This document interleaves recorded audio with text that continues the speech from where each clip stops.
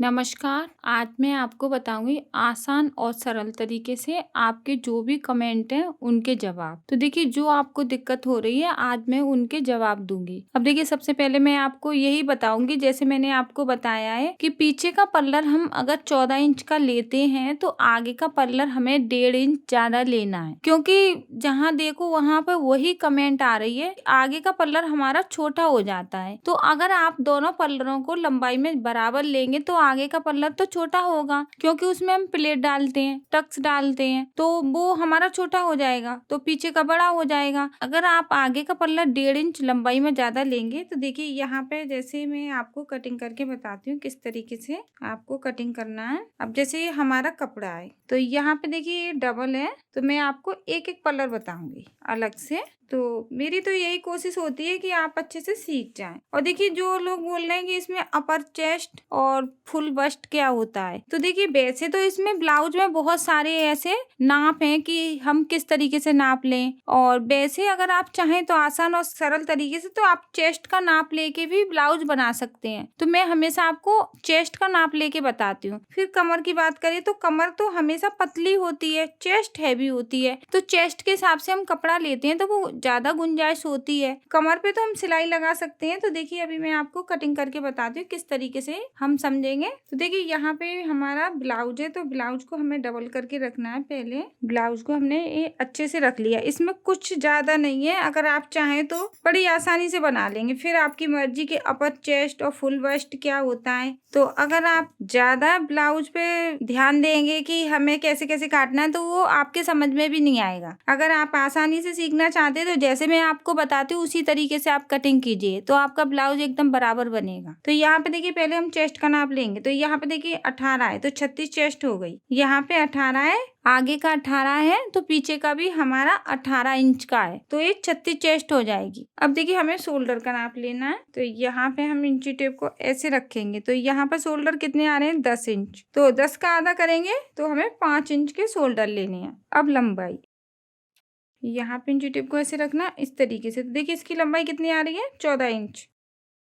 अब देखिए 1.5 इंच हमें तुरपाई के लिए चाहिए और सिलाई के लिए चाहिए। 1 इंच हमारा सिलाई में जाएगा, आधा इंच यहाँ पे जाएगा। अब 14 इंच चाहिए हमें लंबाई, 14 इंच की है हमारी लंबाई हो गई। अब हमारे जैसे शोल्डर थे 10 इंच, तो देखिए 10 इंच हमारे शोल्डर थे तो हम यहाँ पे लेंगे शोल्डर अपने 5.5 इंच। 5.5 इंच के हमने शोल्डर ले लिए। अब आरूमल लेंगे, वो लेंगे हम यहाँ पे 6 इंच।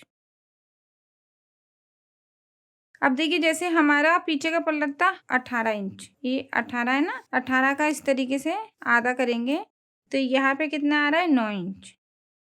ये हो गया हमारा चेस्ट। अब हम यहाँ पे सिलाई के लिए लेंगे 1.5 इंच हमें सिलाई के लिए लेना है। ढीला करना है तो कर सकते हैं इसको, तो 1.5 इंच होना ही चाहिए यहाँ पे। आधा इंच हम यहाँ पे ऐसे गोलाई, 2.5 इंच की हम गले की चौड़ाई लेंगे इस तरीके से। अब गले की जो लंबाई है उसको रखेंगे। देखिए गले को हमें रखना है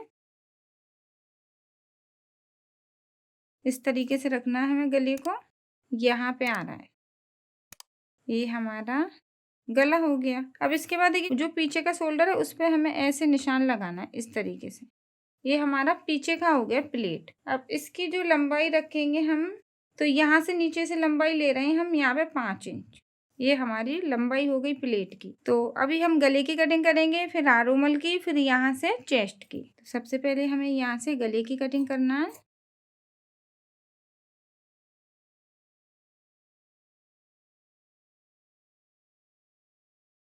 अब देखिए ये पीछे का हो गया। अब हम क्या करेंगे, जब आगे की कटिंग करेंगे ना तो इसको हमें कैसे रखना है, इस तरीके से हमें रखना है। यहाँ पे हमने इसको रख लिया, ये हो गई हमारी चेस्ट, ये हो गया हमारा शोल्डर। अब हमें यहाँ पे लेना है 1.5 इंच, क्योंकि आगे की साइड हम तीरा लगाएंगे, प्लेट डालेंगे तो हमें ज़्यादा लेना है आगे का पल्लर। और यहाँ पे हमें ये आरूमल हो गए, ये चेस्ट हो गई।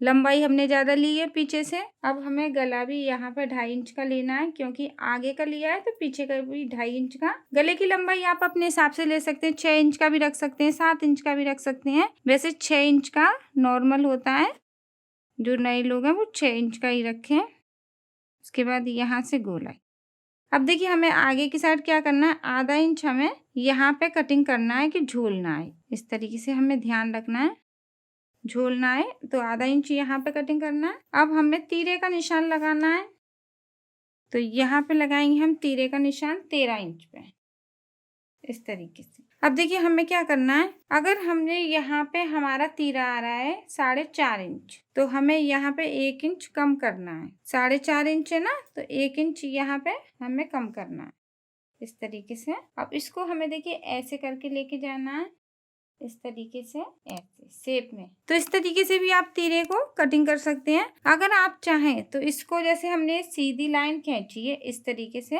तो यहाँ पे भी आप ऐसे शेप में कटिंग कर सकते हैं। देखिए तीरे को, तो ये 2 तरीके हैं, यहाँ पे कम करके आप कटिंग कर सकते हैं या यहीं पे कटिंग कर सकते हैं। तो इस तरीके से तो हम तीरे की कटिंग करेंगे। अब हमें टक्स का निशान लगाना है, तो यहाँ पे हम टक्स का निशान 9 इंच पे भी लगा सकते हैं, 9.5 इंच पे भी लगा सकते हैं। इसमें कुछ नहीं है, आधा इंच कम या ज्यादा रहेगा तो वो ऊपर की साइड ना जाए, प्लेट नीचे की साइड ही रहे, यहीं पे नीचे की साइड, तो वो ज्यादा अच्छा रहेगा। तो यहाँ पे जब हम टक्स का निशान लगाते हैं तो 32 और 34 चेस्ट पे हम 9 इंच पे भी निशान लगा लेते हैं। 40 चेस्ट है तो हम उसको 10 इंच पे भी निशान लगा लेते हैं, वो चेस्ट के हिसाब से लगाते हैं। तो इसमें कुछ एक सिंपल तरीका है कि आपको यहाँ पे पहले चेस्ट का नाप लेना है, उसके बाद आप कमर पे चाहे तो आप यहाँ पे देखिए 1 इंच का भी इसको ऐसे करके दबा सकते हैं। अगर आप चाहें तो 2 इंच का भी इसको ऐसे दबा सकते हैं। तो इसमें एकदम आसान और सरल तरीका है, और मैं हमेशा आपको आसान और सरल तरीके से ही बताना समझाना चाहती हूँ कि आप इस चक्कर में ना पड़े कि फुल बस्ट और अपर चेस्ट। मेन चीज तो चेस्ट है ना, यहाँ पे आएगी आपकी जो चेस्ट है हैवी, तो यहाँ से आप गुंजाइश ले रहे हैं। तो कमर पे तो आप कैसे भी सिलाई लगा सकते हैं, इसको कम भी कर सकते हैं, कमर को ज्यादा भी कर सकते हैं, गुंजाइश तो आपको बराबर मिल रही है ना। तो यहाँ पे मैंने आपको एक कमर की जो बात है वो बता दी, और चेस्ट के लिए हम गुंजाइश लेते ही हैं 1.5 इंच, तो यहाँ पे भी आप सिलाई लगा सकते हैं। अब टक्स की बात करें तो यहाँ पे देखिए 9.5 इंच है, तो हमने 9.5 इंच पे एक निशान लगा लिया। 9 इंच पे भी लगा सकते हैं, इसमें कुछ नहीं है कि नहीं 9 इंच पे लगाएं कि 9.5 इंच पे लगाएं, आधा इंच ऊपर नीचे हो सकता है। तो देखिए जैसे चेस्ट हमारी 32 है तो हमें वहाँ पे 9 इंच पे ही निशान लगाना है, बस इतना फर्क है। अब हमारा जो फिटिंग का कपड़ा है वो निकालेंगे, तो जैसे 9 इंच है हमारा फिटिंग का कपड़ा है, तो उस पे निशान लगा लेंगे इस तरीके से। अब 9 इंच का हम आधा करेंगे, तो यहाँ पे आएगा हमारा 4.5 इंच, तो ये हमारी प्लेट आ जाएगी बीच में इस तरीके से। अगर आप चाहें तो यहाँ पे 4 इंच पे भी निशान लगा सकते हैं, उससे भी कुछ नहीं हो रहा है। 5 इंच पे नहीं लगा सकते हैं, क्योंकि 5 इंच पे अगर आप निशान लगाते तो प्लेट इधर की साइड आएगी, फिटिंग की साइड, वो अच्छा नहीं रहेगा। तो हमेशा मैं आपको आसान और सरल तरीका बताती हूँ, आप एकदम आसान और सरल तरीके से सीखें, और जितना आप मेहनत करेंगे, सीखेंगे और ब्लाउज को तैयार करेंगे, उतना ही आपको आइडिया आएगा और सिलने में भी आसानी रहेगी। अब देखिए प्लेट की बात करें तो हमेशा हमें प्लेट डालनी है वो 2 इंच की दूरी पर रखनी है। अब ये प्लेट हमारी यहाँ पे आ गई, तो यहाँ पे हम क्या करेंगे, 2 इंच दूर रखेंगे प्लेट को, यहीं पे इसका निशान लगा लेंगे, देखिए यहीं तक। इसी तरीके से हमें ये दूसरी वाली जो प्लेट है यहाँ पे 2 इंच पे निशान लगाना है, इस तरीके से 2-2 इंच की हमें दूरी रखनी है प्लेट की, यहाँ पे एक निशान। तो इस तरीके से हम निशान लगा लेंगे प्लेट का। तो आशा करती हूँ आपको मेरी ये वीडियो समझ में आई होगी। अगर आपके कुछ समझ में नहीं आया है तो प्लीज मुझे कमेंट करके जरूर बताएं, फिर मैं कोशिश करूंगी आपकी जो प्रॉब्लम है वो सॉल्व हो जाए, कि आप अच्छे से बनाना सीख जाए। फिर तो आप जितना ब्लाउज को बनाएंगे, सिलेंगे, उतना ही आपको आइडिया आएगा। अलग अलग तरीके के भी आप ब्लाउज बना सकते हैं, डिजाइनर भी बना सकते हैं, लेकिन आप पहले एक कटिंग करना और स्टिचिंग करना सीखें। तो अगर आप पे फिटिंग करना नहीं आता है तो आप ऊपर आई बटन पे वीडियो है जो फिटिंग वाली, वो आप देख लें, और चैनल में जरूर देखा करें कि हमने अभी क्या बताया है। मैं पूरी कोशिश करती हूँ कि बाजू को कैसे लगाते हैं, और 3 इंच की बाजू को कैसे लगाना है, 2 इंच की बाजू को कैसे लगाना है, वो सारी वीडियो मैंने बना के डाल चुकी हूँ चैनल पे। तो प्लीज आप चैनल में पहले देखें, और जो भी कुछ आपको सीखना है वो आप चैनल से ही सीख सकते हैं। और जो आप कमेंट करते हो उनकी मैं पूरी कोशिश करती हूँ बताने की कि किस तरीके से आपको बताऊं और आपको समझाऊं। तो आशा करती हूँ आपको मेरी ये वीडियो अच्छी लगी है तो प्लीज मेरी इस वीडियो को लाइक और शेयर जरूर करें, और जो भी नए लोग हैं वो हमारे चैनल को सब्सक्राइब कर लें। धन्यवाद।